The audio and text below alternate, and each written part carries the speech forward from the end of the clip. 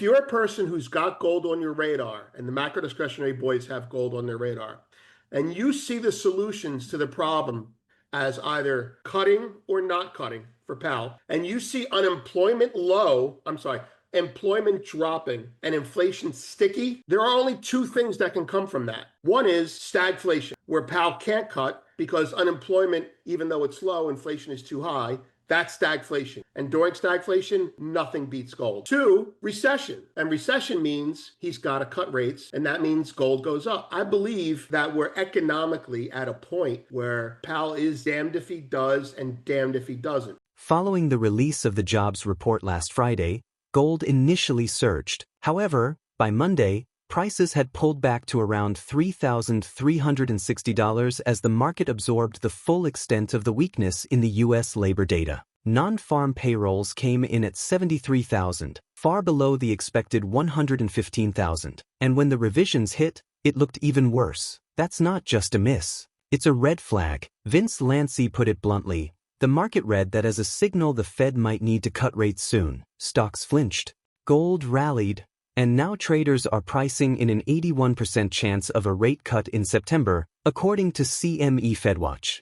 The unemployment rate ticked up to 4.2%, not because people had given up, but because more Americans tried to find work and were unable to do so. That kind of labor market softness complicates the Fed's next move. Here's where it gets interesting. Lanci says the setup is binary, but both paths favor gold. Either inflation stays high and Powell's stuck, unable to cut, or we're sliding into a full recession and he's forced to cut aggressively. Either way, gold doesn't lose. That's the kind of corner the Fed doesn't want to be backed into. But the market sees it. Citi took note too, bumping its trading range for gold to $3,300 to $3,600, up from $3,100 to $3,500. That adjustment came after the U.S. imposed higher import tariffs on multiple trading partners, India, Brazil, Canada, and Taiwan, last week. It's more pressure on global trade, more fuel for inflation concerns, and more tailwind for gold. And silver? Lanci points to Michael Oliver's latest call, $60 to $70 per ounce. Aggressive, sure. However, if the macro continues to break in this way, those numbers start to make a lot more sense. If you found value in this breakdown, please hit the like button, subscribe, and share it with other investors who are paying attention. We're here to keep bringing you sharp analysis and voices that understand what's unfolding. Thanks for watching. 2 weeks ago, here's the gold-based comment. 2 weeks ago, he had shifted from gold as his favorite dollar hedge to oil. He was shifting. He was saying basically, if the dollar continues to weaken, oil will probably benefit more than gold now. So as a trader, I'm saying to myself, okay, so he's not long oil. He's not long gold. He's long oil. 2 weeks later, boom, he reversed it. So he backed off. And I like that, the fact that he switched that quickly, which means gold works in the dollar weakness coming. And clearly, if you look at the dollar today, gold doesn't care about the dollar weakness because it's not weak.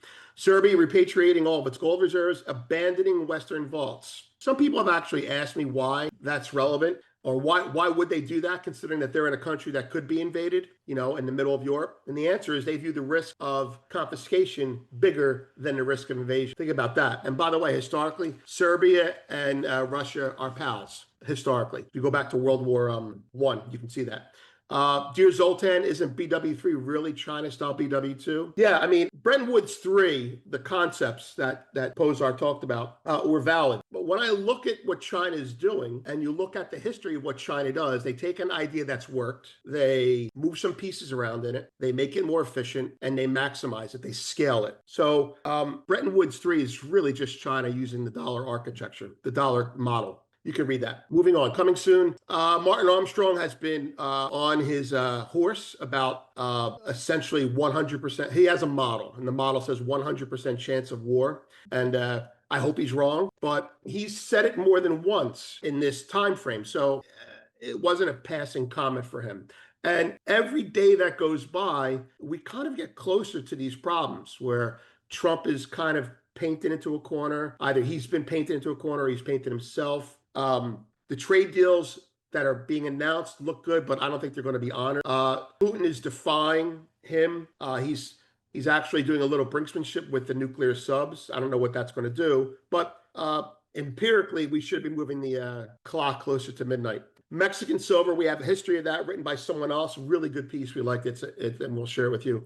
And we also are going to take a look at an older piece called Gold and Silver Shorts, Were the Real Demise for Bear Stearns by Doug Casey. Light week for data. Let's do a final market check. Let's go through what happened on Friday. All right, here we go. There's gold daily. I went through all of this in more detail in the Sunday conversation, but it's easy to say you're bullish after a market rallies. A lot of people do that. Last week's behavior in the gold market, Friday aside, was classic fund liquidation. Down, open interest dropping, down, open interest dropping, down, open interest dropping, normal stuff. And I said, okay, we're still in a range again. And then we got to the 100-day moving average and it held again. So someone bought it. We don't know who. The sheer power that it was propelled off of this area when the jobs number came out was really eye-opening to me. Kind of what Martin Armstrong is saying when you think about it. The jobs data came out very weak. The stock market had already been on the lows for the day. It bounced a little bit because weak jobs numbers mean, oh, the Fed can ease, and then it sold off again, and gold took off. So I believe the market is collectively doing the following. The result was the market is now expecting the Fed to cut at least twice. Now, they'll change their mind from time to time. We know that if you're a person who's got gold on your radar, and the macro discretionary boys have gold on their radar, and you see the solutions to the problem as either cutting or not cutting for Powell, and you see employment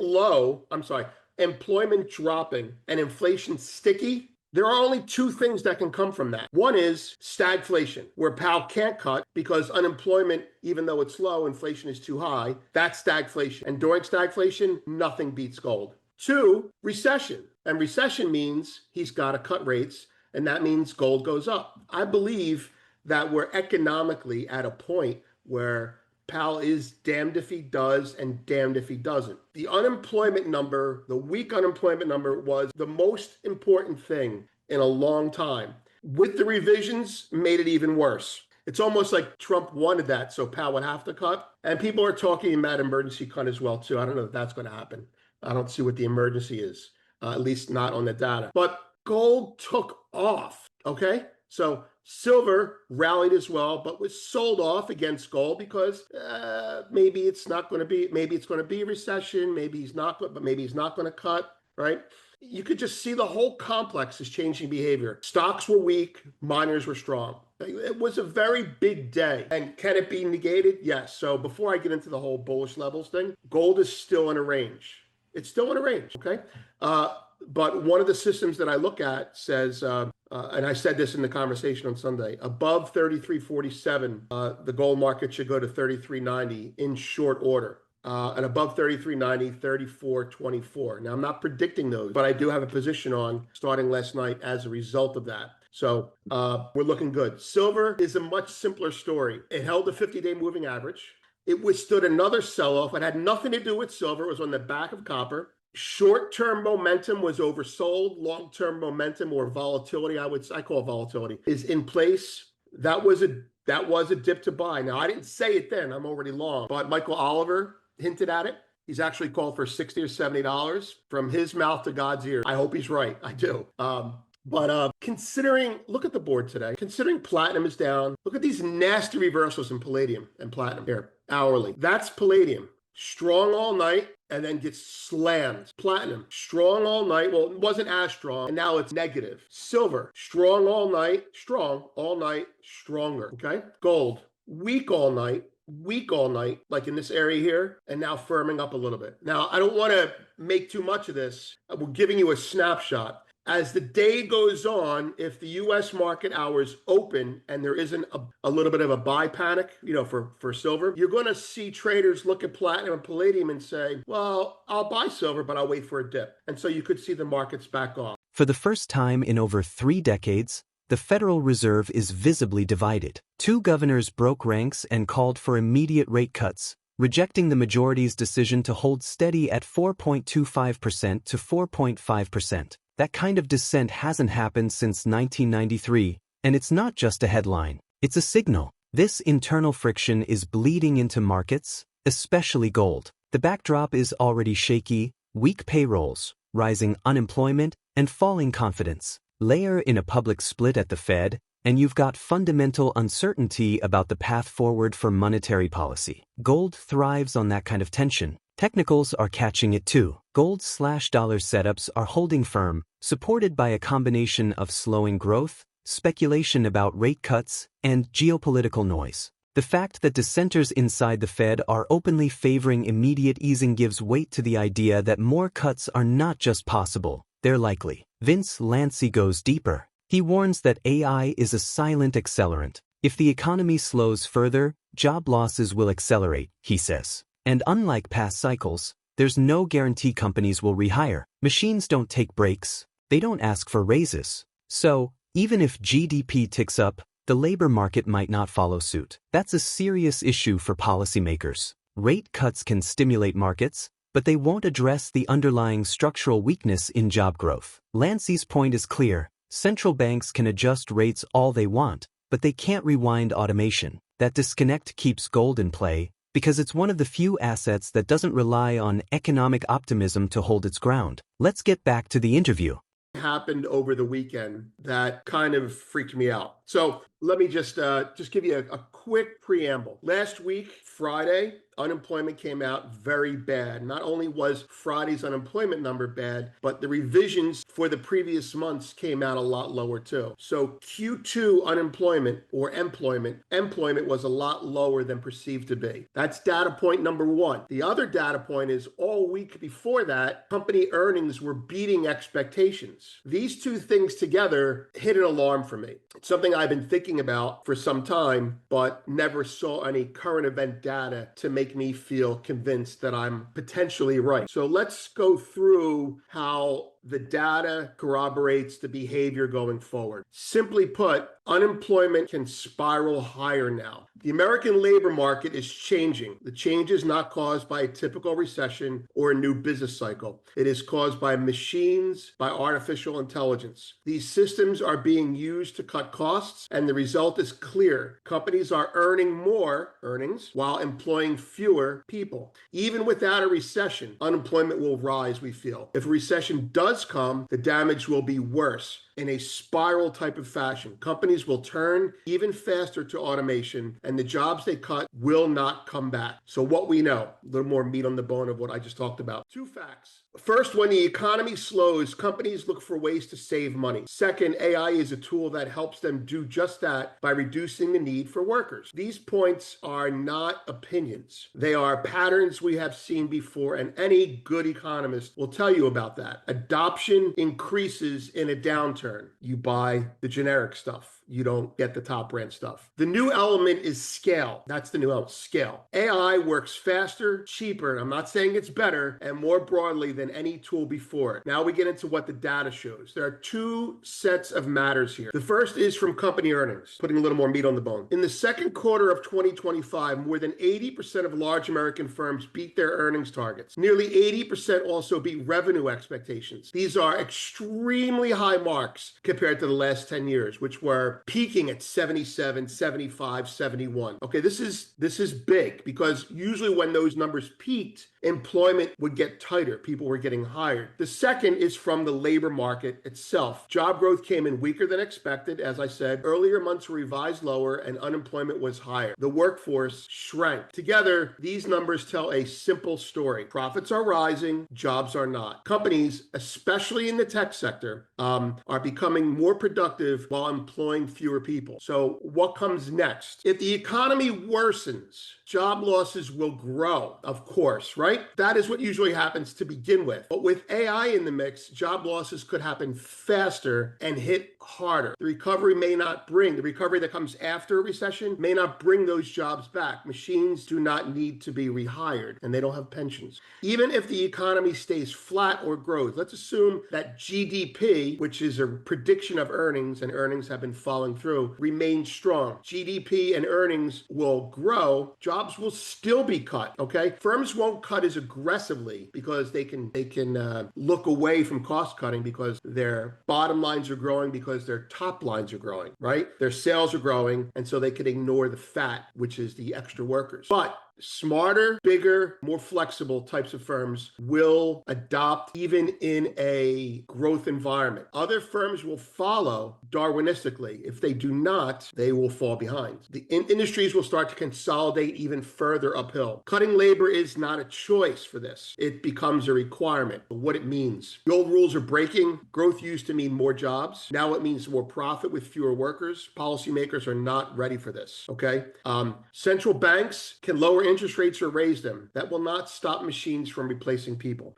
Will new jobs be created? Yes, they will. But I'm talking about the next 20 years while people are being trained in these new jobs, right? Maybe there is going to be some sort of an AI maintenance team that needs 500 people in it. That's not the point. The point is there's a generational gap when economies change drivers. The 70s, you're fired at the manufacturing level. You're hired at the financial level. This era, you're fired at the white collar level. You're hired at the hanging drywall level, okay? This is potentially the moment that is the tipping point that I have been aware of in terms of the parallels with my own youth. Now, the response will come from government as this happens, because it's happened before. It happened in the 70s. It happened during COVID. It's happening right now. We saw it most obviously under Biden. Politicians may promise new programs. These could take the form of basic income. That's going to come. State-run jobs or bigger bureaucracies. Hire more toll booth operators. Go low-tech. Hire street sweepers.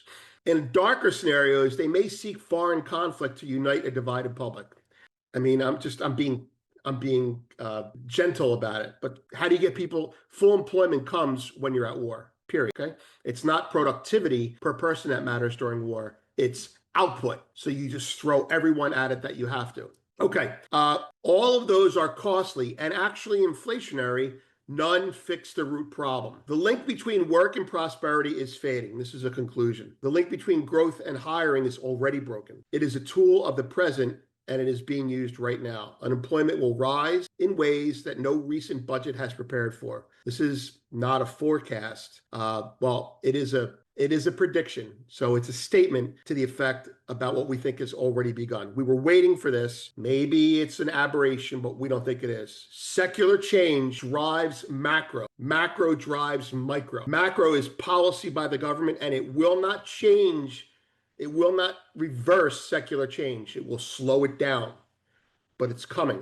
Despite gold trading near record highs, UBS isn't backing off. They're doubling down, calling the metal attractive, and raising their year-end target to $3,500 per ounce, with an upper bound of $3,800 if global instability picks up. That's not a casual call. Gold has already outpaced every primary asset class in 2025, posting a 29% gain year-to-date. Equities, bonds, even Bitcoin, none have kept up, and UBS sees more on the table. Their reasoning isn't built on hype. It's grounded in what markets are doing. Faltering job data, central bank confusion, a fractured geopolitical landscape, and relentless demand from institutions and sovereigns. UBS's outlook reflects this structural tailwind. Gold isn't just reacting to risk, it's being revalued in light of it. Something rare is unfolding across the financial landscape. Between a fractured Fed, a faltering labor market, and major institutions ramping up their gold exposure, we're watching policy and price action drift in opposite directions. Markets don't wait for consensus. They move where confidence disappears. And right now, it's the traditional playbook that's losing relevance. Whether it's trade disruptions, automated job erosion, or central banks locked in a stalemate, the signals are converging around one asset that doesn't need promises or projections to hold its value. When institutions pivot, the Fed wavers, and labor cracks widen, what kind of reset is the market already pricing in? So stay tuned. If you're into real, data-backed takes on the financial system, hit like and subscribe so you don't miss the weekly updates. Thank you for the support, and I hope you enjoy the video.